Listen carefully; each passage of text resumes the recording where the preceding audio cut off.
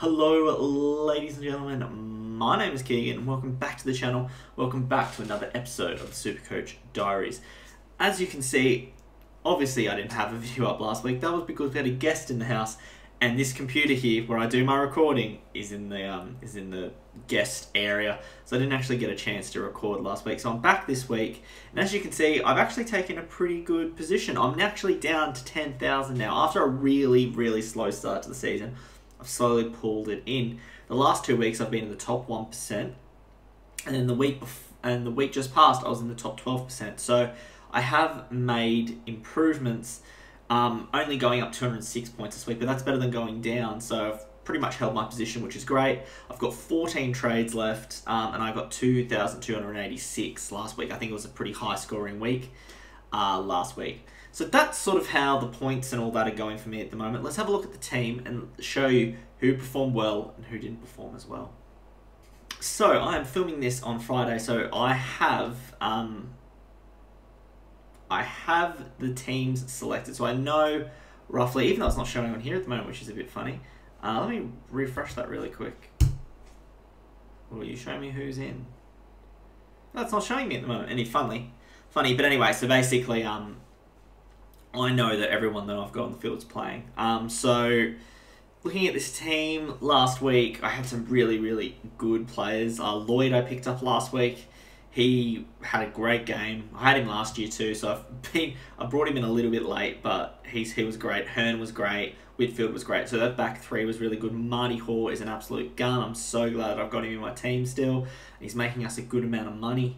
Looking into the midfield, Kelly, another great game. Fife was good. McRae was okay.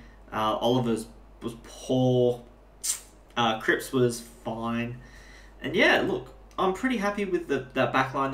That midfield also performed really well. Rockcliffe was pretty poor. He's injured now, so I'm going to have to start looking at doing something with Rockcliffe. Same with Brad Crouch. He's sort of just going along, Brad Crouch, averaging 94. He's not really going up. He's not really going down. Sort of sitting at around 477,000. He's not really going anywhere, so I have to make a move there at some point.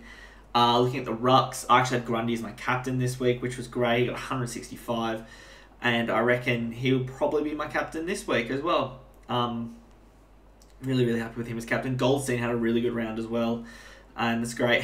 Goldstein's doing what Stephen Martin was doing a couple of years ago, and that was having a really good week and then a really poor week, then a really good week and a really poor week. So Goldstein will be interesting to see how he goes this week. He's against Richmond, who don't really have, they've got Soldo back, but I would say Goldstein's a lot better than Soldo, so it'll be interesting to see how Goldstein gets around the field this week. Kelly's having an amazing year, could be the Brownlow medalist, so him in my forward line I'm really happy with. Other than that, my forward line was pretty... Caleb Daniel was good. The rest of them pretty poor. Warple's only getting around 85. He's sort of not moving anywhere back or forward. Billings had a down week, and Dangerfield was actually on the bench, but we brought him back. He's averaging 100, but he's only 471,000. So if you don't have Dangerfield in your team, I reckon now is probably the chance to go and pick him up because he's cheap, and I think he's only going to get better, especially if he's had a week out. He should have a week to rest up, relax. He is playing this week, and yeah, I think that would be a good pickup if you don't have him already. And I'm happy with Dangerfield and bringing him in, and I'm willing to hold on to him.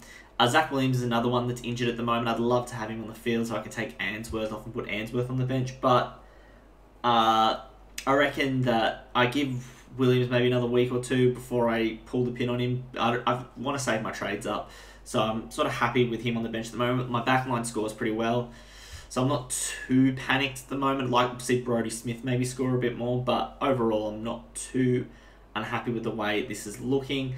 My big mistake last week was actually bringing Young in, and I brought Young in so I could upgrade. I can't remember who I had. Would have been one of the defenders from Port. I want to say Dersma. Upgrading Dersma to Lloyd. So I brought Young in, and Young obviously had a really poor week, and I broke that rule that basically after 1 week of him playing, I brought him in straight away, and I probably shouldn't have done that. Hopefully, he's an emergency, I think, this week, so hopefully he gets a reprieve and he gets to play again.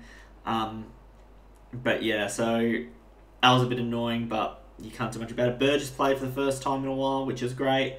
And Setterfield didn't play last week, but hopefully he can play soon. Otherwise, I'll probably just upgrade. I think Darcy Moore looks like he might be due for an upgrade, or even Marty Hoare could be due for an upgrade, or even Sydney Stack. There's 3 probably that I could look to upgrade next, but I'm probably going to wait until the bye weeks to do that anyway. Well, as you can see, I'm not making any trades this week, so we're going to skip over the trades portion of this video, and we're going to go straight into the captains. So as looking at the games to the right of the screen there, if I was to do... Oh. Anyway. You can see all the games there anyway. So I think Collingwood definitely... So Collingwood play early in the week, so I think I'm going to go with Grundy as my vice-captain. And as my captain, you know what? I would love to put Kelly as my captain, because I know that he'll get an absolute buckload of it against the Suns, even though the Suns have been competitive. But I think because they play at the same time, I can't do the loophole. So what I'm actually going to do is, I know that if I look down against the Essendon midfield, I reckon Paddy Cripps might go absolutely bananas.